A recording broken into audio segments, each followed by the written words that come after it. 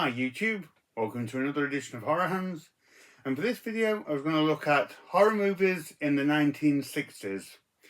A decade that seems to go kind of overlooked in the world of horror cinema. It's an interesting decade, but it's a difficult one to give an identity to. If you look at kind of the 1940s and earlier, that's sort of like your vintage, classic, black and white horror. The 1950s was kind of like your atom age, giant killer bug sci-fi movies. 1970s was very much more kind of exploitation heavy kind of horror. 1980s you had your more kind of in your face, gooey, practical effects kind of horror movies. 90s you had like your slashers and new wave horror. And kind of 2000s onwards you had sort of more your people torture horror with things like Saw and Hostel. And I think anything kind of after that is still sort of finding its legacy. But the 60s is a little bit more murky in terms of what that decade was about. And interestingly, there seems to be kind of two sort of phases emerging in the 60s. You've still kind of got your gothic, set in a dark castle horror movies. So you had sort of like Hammer Horror doing their thing in the UK, Roger Corman doing his thing in the States, and a number of Euro horror films from Italy and France that were very gothic. And then you had kind of the start of the sort of the Renaissance modern horror taking place in sort of modern day America and that kind of thing, with things like Psycho and Rosemary's Baby. So very sort of transitional decade. That I don't think it gets all that much coverage. It's certainly a decade that me personally, I don't have too much focus on. So I've just got a few films that I thought would be key films from that decade that I would talk about. Most of them I really like, not all of them, but I will go through them. But I have to say the 60s was a really good decade. I did Wikipedia 1960s horror films, and there is some great ones from that time period. I had to leave a lot of good movies off, but yeah, it is a pretty underrated decade, I would say. So anyway, we'll get into the movies and we'll have a look at some of these 1960s horror films. So I'm going to go through these movies chronologically. So starting in 1960, we have arguably the best film of the 60s, certainly a very strong start with Alfred Hitchcock's Psycho, which is of course one of the most iconic and important films of horror cinema in general, not just the 1960s. But this is certainly one of those films that was hugely important in the transition from old gothic horror into the more modern domestic settings for horror films. And it's a film that you can't understate just how important this movie was, and it's iconic and it's inspirational on different levels. In one sense, it's just obviously iconic with sort of the shower scene, the reveal of Mother, and of course the timeless music. But also, it's kind of inspirational and genre changing on a more subtle level. So in terms of like the performance of Anthony Perkins, he was just like a very average looking guy, quite timid, quite shy. He wasn't sort of lavishly presented. He didn't have a giant cape. He didn't come out to a big orchestral score, things like that. He was just a regular guy who you wouldn't look at him twice if you passed him in the street. And for me, that was always quite an unnerving thing. So you would never be aware that he was capable of these terrible crimes that he was permitting, which I just think was pretty revolutionary. And as I say, led to that more kind of modern type of horror that wasn't as lavish and colourful as we'd seen at the time. So yeah, one of the greatest horror films you'll see. I don't need to go into the movie. I'm sure everyone's seen this one, but yeah, this one is one of the pioneering films of the 1960s and horror in general. Psycho. Okay, next up, released in the UK in 1960, we have Eyes Without a Face, which is a French film and one of the most beautiful and elegant looking horror movies you'll ever see. it manages to be kind of horrifying, but just absolutely gorgeous to look at the same time. And it's about this doctor who lives in this kind of French chateau in the countryside, and his beautiful young daughter has a car accident which disfigures her face, and he's all grief stricken and like feels all guilty about it. And so he has a thing where women that come to his house, his chateau, he ends up killing them and operating on them to swap faces to make his daughter's face beautiful again. It kind of works, kind of doesn't. I won't give that away.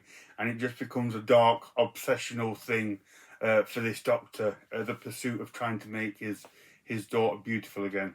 But as I say, it's an absolutely wonderful film, a very unique film in just how well it's put together. It looks amazing. It's black and white, but it has an elegance about it that you don't see very often in horror, and definitely one that's worth checking out. A really strong contender for the varied masterpieces that you got in the 1960s. It's definitely a film that I highly recommend checking out. Next up, from 1961, we have The Pit and the Pendulum. So Roger Corman, he moved on from kind of 1950s monster movies, and in the 60s he did all the Edgar Allan Poe adaptations with Vincent Price hamming it up in the roles. All of them were set in like dark gothic castles and were really cool movies to watch. It's been a long time since I've seen any of them, but I picked Pit and the Pendulum because it's the one that I find most memorable. Obviously for the big pendulum, the swinging pendulum scene that's getting ever closer to its victim. That's a really cool scene with Vincent Price being all sinister and everything while that's going on. But this again, it's a great movie. It's got a real nice atmosphere to it. Right from the opening shot on the beach where this guy arrives on horseback and he arrives at the castle on the beach. It's just it has a really cool nuance to it. Roger Corman really kind of nailed it with that sort of old, creepy, cobweb-laden, dark castles, and of course Vincent Price is an absolute joy to watch in these movies. Any of those films are worth a watch, and are really fun to see still even now. So yeah, Pit and the Pendulum is a great example of that, and one that I definitely recommend from the 1960s. Next up we have Carnival of Souls from 1962, which is another wonderful black and white horror movie. Very strange and very dreamlike, but very captivating at the same time. And again, even though it's black and white, it looks beautiful. So this is about a young woman that has a car crash and she ends up moving out of town, gets a job as an organ player in a church. But she is kind of haunted by these horrible ghostly visions and sort of stalked by this sort of spectral figure who looks really creepy. And that's kind of like the crux of the film. I won't give too much away. But yeah, she just travels around. There's some quite desolate locations, and there's always these kind of ghostly apparitions, either sort of manifesting inside her head or this weird figure standing watching her, and the movie kind of explores that as she goes along. A really wonderful film. It's a film that you kind of know what's going on anyway. Like the ending of this one isn't that much of a shock, but even so, it's a really captivating movie and shot really well, and it's just a really interesting one. And like I say, it has that wonderful kind of dreamlike feel to it. It's not sort of psychedelic or anything, which a lot of these 60s ones were. It almost has kind of a ethereal feel to it, and a kind of a melancholy emptiness that it explores along the way. But definitely another great movie from the 1960s, classic movie that I really recommend checking out. But it's not sort of horrific or lurid in any kind of way. It's a very different kind of movie, but yeah, really good one. So yeah, I highly recommend Carnival of Souls. Next up, from 1962, we have Whatever Happened to Baby Jane. A movie that is considered an absolute cornerstone of the genre. It's a very dark psychological horror movie with Bette Davis and Joan Crawford, and they play these aging sisters. They are faded Hollywood stars that have to try and coexist in this dark, brooding house. But at the same time, they hate each other and they have a lot of dark psychological skeletons in the closet. Famous because Bette Davis and Joan Crawford did legit hate each other in real life. How they managed to get them to star in a film together would be an interesting to read up on. But yeah, that is when you know that and you watch the film, you can almost feel the tension coming through the screen. As highly regarded as this film is, it's not one that I was super keen on. There's not really anything bad about the film. As you can imagine, the acting is absolutely flawless.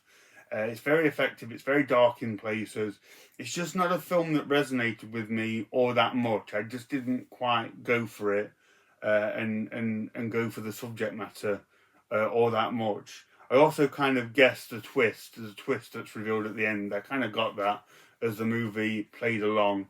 But certainly worth watching just to see Bette Davis and Joan Crawford give a masterclass acting performance that in this film probably wasn't acting all that much. So yeah, a strange, moody, psychological horror film, pretty downbeat in all aspects of this one. But yeah, an interesting addition to the 1960s nonetheless.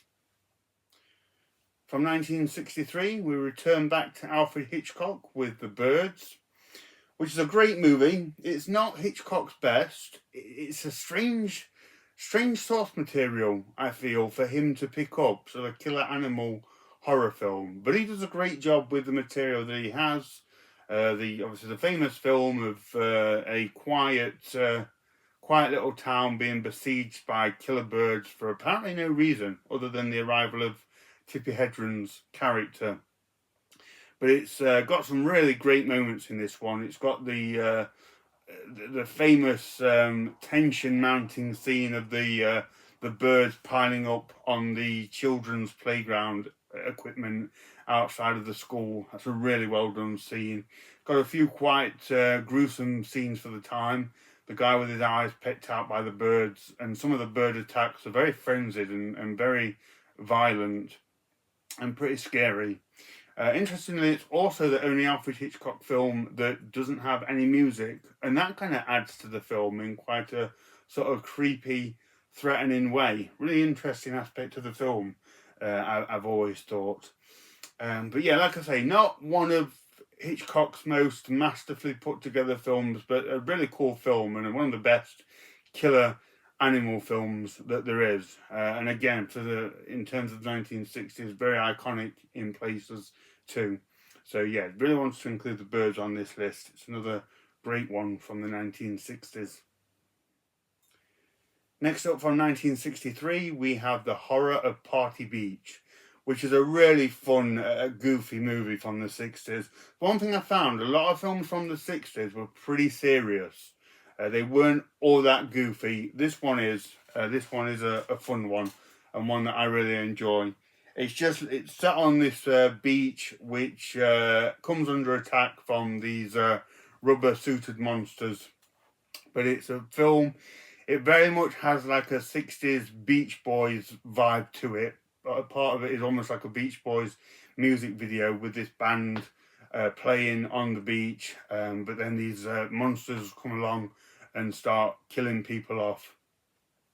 The monsters do look pretty silly. They don't look the most threatening things, I have to say.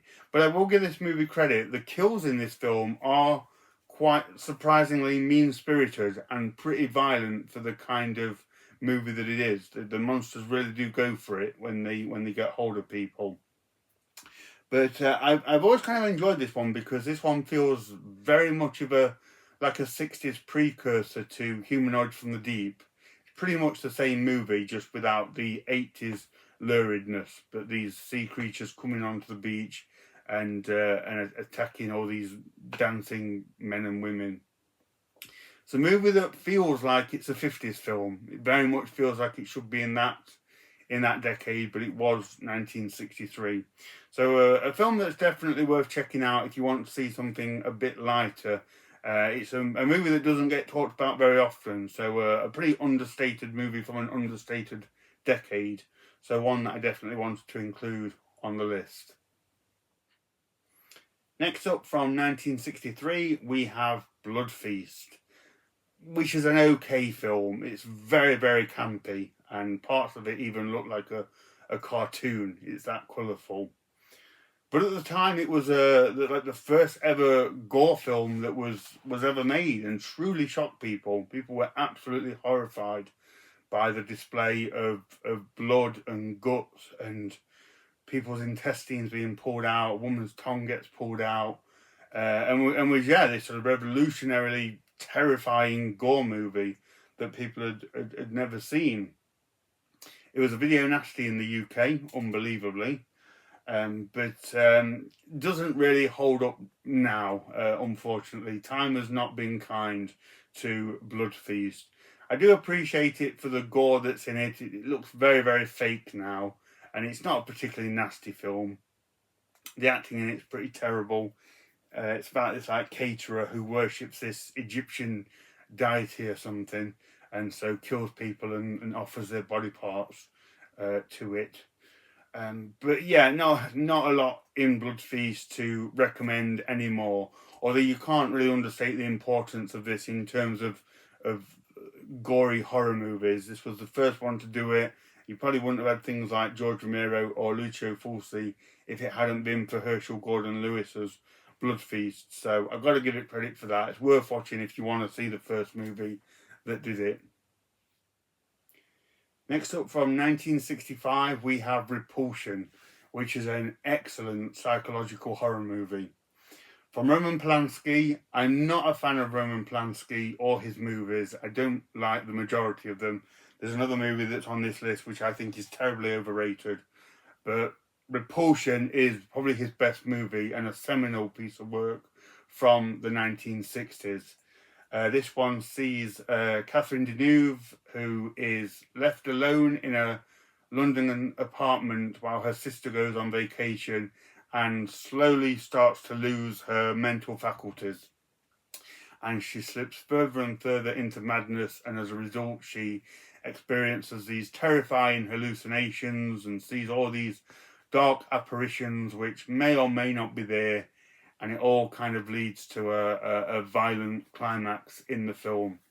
But yeah, very, very effective movie. It's a slow burn, and it's more a very sort of claustrophobic character study of this poor young woman that's losing her mind and the dark side effects that come along with that. But a really well put together film, and for a film that kind of there's not all that much happens, and it kind of mainly takes place in this little apartment. It really keeps you watching and really gets under your skin and keeps you involved as a viewer. So yeah, definitely my favourite Polanski film. Another one that kind of goes under the radar a little bit, but one that's definitely worth checking out if you want to see a really effective psychological horror film. Alright, next up, from 1968, we have Hammer Horror's finest hour, the best movie that they ever did, with The Devil Rides Out. An extraordinarily good film.